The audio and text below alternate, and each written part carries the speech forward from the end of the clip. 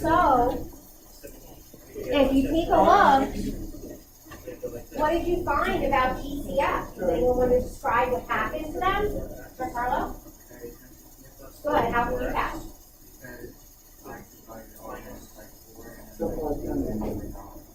Yeah, you got it. All right, and those are the only numbers we have possibly to test because 4 is so small. So 4 doesn't go into 60. Actually, no, 4 does go into 68, but it won't go into the 298. Nope, saying that wrong. 289. Okay, and then because of that, we can't use it. And then we test 2, and 2 goes into this guy, but it won't go into the 289 again. So this guy keeps ruining it. All right. So what do we have to do when, or rather, what should we try next when GCF kind of fails us? What should be our next move, Giancarlo? Not dots, but you're on the right track. Dots, remember, is an abbreviation for difference of 2 squares. And right now we have, what happened there? Oh, my calculator. All right. Right now we have 3 terms. All right, so we don't call it dots, but you're on the right track. Does anyone remember the wording or abbreviation for the trinomial type that has perfect squares in it? It's actually very direct. There's no hidden thing here. It's exactly what you would think it was called. Perfect square trinomial, exactly, all right? So that's what we have to do, and it really takes all the same moves as dots. The only difference is that we don't have that minus sign linking the 2 terms together because we have this third guy in the middle. And instead we have this plus sign here attached to the last term. With dots, you always have that linking minus sign attached to the last term. Okay, but when we have this plus sign attached, that's exactly what we need to happen for a perfect square trinomial because, hold on one sec. Okay, because we don't want conjugates to happen like we saw the other day. Okay, we want the signs in our bubbles to be the same sign eventually. So give me one sec to align.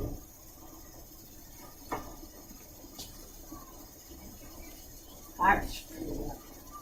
So let's jot down a few things before we dive into that method. So first thing off to the side, GCF. Oh, you're going to play games today? All right. GCF. Oh, there he is. I'm telling you. Crazy.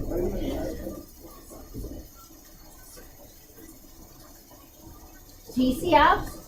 And our answer was no, right? So that didn't work out. All right. Then we're trying perfect square trinomial. All right, which means that we have to make sure there's a plus sign here. That works out, all right? So positive C is one of the criteria. You can check that off. All right, the next criteria is that our A term could square root. So I'm going to go like that. And that our C term could square root. The B in the middle that kind of makes it different than dots is the one thing that doesn't need to be a perfect square. So when I look over here at 4x squared, can I square root that? And what would I get? Go ahead, David. Careful, what was that? 2x, you got it. Okay, and if I take a look at the last guy, 289, okay? We talked a lot about these perfect squares in the beginning of the year, but it's been a while. You might need to pick up the calculator for that one, all right? What do you think, David? Yeah, it is 17, all right? So if you have your perfect squares memorized, or at least the recognition of them, and maybe you don't know it's 17, but you know, yeah, that's a perfect square, that's awesome, because that'll help you go faster and be able to recognize these. But if you don't, you have the calculator. So you're really always going to have this backup method of typing it in. All right? So now that that criteria is met, that means, yes, this might be a perfect square trinomial. What's left for us to make sure of is that we get this back when we FOIL. So that's going to have to wait a little while. Let's form our answer. If this comes first, and I start my bubble, I can make 2 of them if you want, okay? What has to go first in my bubble? What do we think? What has to go first in my bubble? Camden? Yeah. If 4x squared sat first, then 2x has to sit first. And then I could put it over here as well to show first times first gets me that 4x squared back. Right? Okay. What has to sit last in each of our bubbles? Mick, what do you think? What has to sit last? If 289 sat last, what has to sit last? Yeah, the 17. All right, that's 17 that we just worked out. And then we could put both of them in the last position so that something times itself gets us that back. All kind of connecting to that perfect square theme. Okay, finally I have to put signs inside. What signs do I put in? And that's where this, again, is different than dots. Go ahead, Lily, what do we put in? Good. Because we still could depend on this always coming down like we talked about.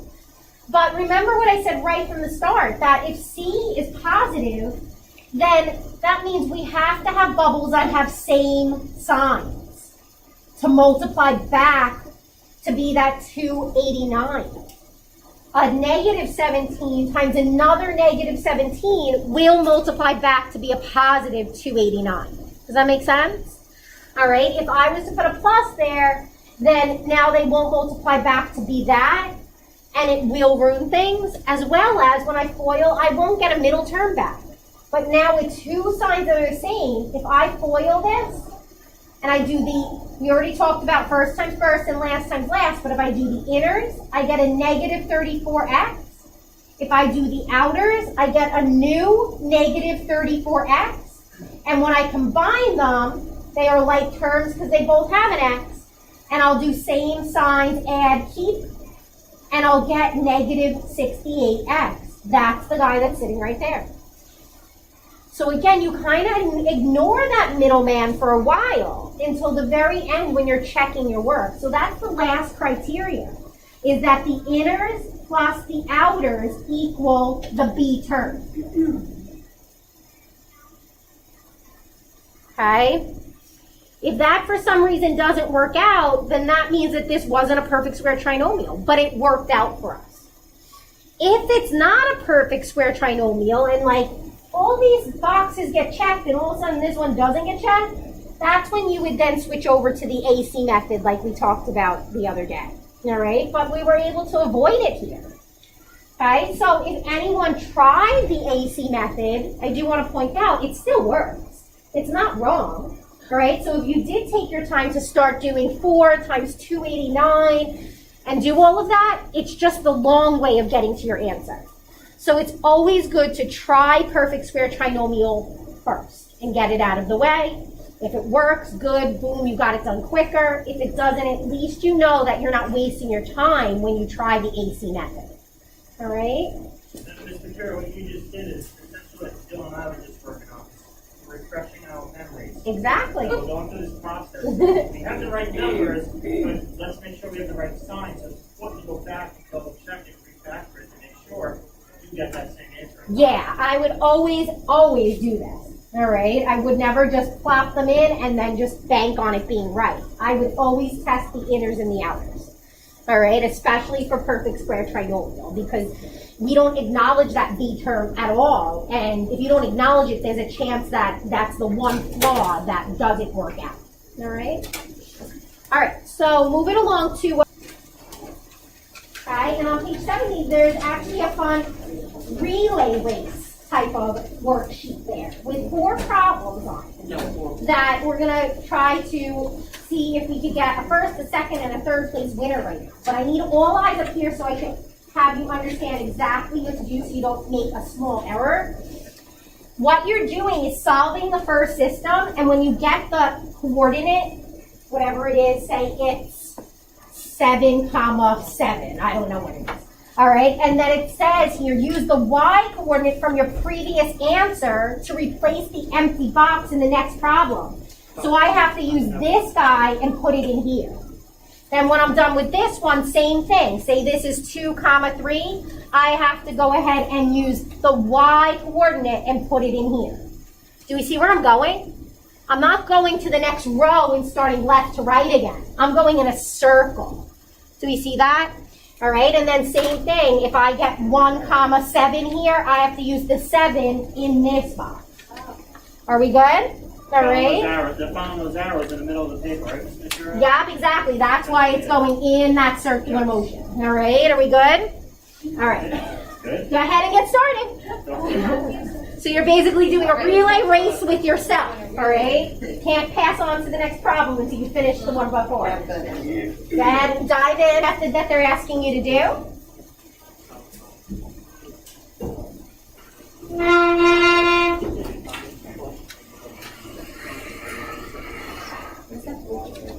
Okay, remember with substitution you want to get a variable isolated. If you look up here, this is a good one to get isolated, the y. And you can easily do it by flip-flopping your y and your 12. Do we see that? Someone remind us, when we switch sides, what else do we switch? Signs. All right, you got it. We switch sides. All right, and again, ignore my answers because they're false answers. They're just made up, thin air. Okay.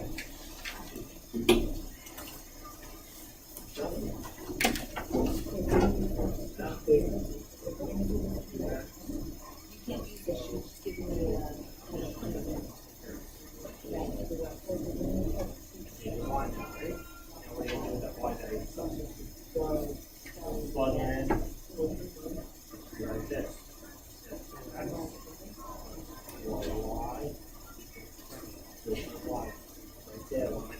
Right, I'll keep on you guys. If I see any mistakes, I'll try to catch them for you. You're not moving on the wall stuff. What other nice hints? All the answers are nice integer answers. Alright, so you're getting fractions, decimals, notice that? Alright, but when I gave it to you as a bonus, it was more of a problem where you would have to use your calculator to find the intersection of the two lines, because at that point in time, you didn't know how to use elimination or substitution, and now you do. So it's not really so much of a bonus anymore, alright? But it is a problem that is kind of weirdly worded, where you have to decipher what's missing is hours, and only hours is missing. And that's kind of hard to see, and a lot of times with our word problems, every time we made an x equals and a y equals let statement, they resemble two totally different things, right? Like dimes and quarters, or hours and total money, like where they had no relation to each other. And that's the weird part about this problem, is that you have to realize that it's, you have to realize that it's missing hours for the first part of the trip at the faster speed, and that you're missing hours for the second half of the trip, or the latter half, because it's probably not an equal half, at the slower speed. So your let statement is going to be x equals hours and y equals hours. But you don't want to leave it that vague, all right? Because that just seems like, well, they both equal hours, don't they equal each other? You want to be more specific, like I was saying, that this is hours at the 65 mile per hour speed, and this is at the 55 mile per hour speed. All right, or the word faster here, slower here is fine. Or first part, second part of the trip is fine. Something just to make them seem somewhat different than each other. Are we good? Okay. Then from there, they gave you two totals. They gave you a total distance and a total hours. I would grab the hours first. Because if this stands for hours and this stands for hours, and I have total hours, what equation can I come up with? What do we think? I have x is hours, y is hours, and I have total hours. So what equation, Ava? You got it. All right. So x hours plus y hours equals 3 hours. Okay. X plus y equals 3. It's that cut and dry standard form with no coefficients in it. Now our distance equation that has the 189 total, that one takes a little bit of thinking. Because what you have to realize, or have in the back of your head from prior years of math, is that distance is always equivalent to rate times time. So that's a little thought that you have to have in your head to know that you need to take the rate of 65 and multiply it by the time, which is x, so that you get the distance of the first part of the trip to be 65x. Then the distance of the second part of the trip, again, take the rate and multiply it by the time, which we don't know, y, and add it on, and that'll be the distance of the second part of the trip. And that means I'm adding distance plus distance equals the total distance, 189. And now we have our system, all right? And then it's up to you how you want to proceed. Some of you kind of dove into this one already, and I don't want to tell you how to do it because I want you to choose. You could easily make this say x equals or y equals and do substitution, or you could easily make opposites here or opposites here and do elimination. So you choose how to proceed. The one catch is at the end, it does want your answer in minutes.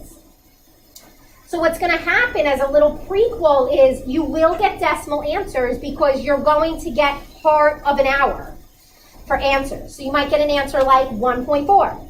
And you have to know to change that 1.4 hours into minutes. You have to do a simple calculation in your calculator. Does anyone want to recall what we do to change hours into minutes? Go ahead, Camden. Multiply by 60. All right, so in the end, to get your hours to become minutes, you multiply the number you have times 60, and you'll be in minutes. Are we good? All right, so take it from there.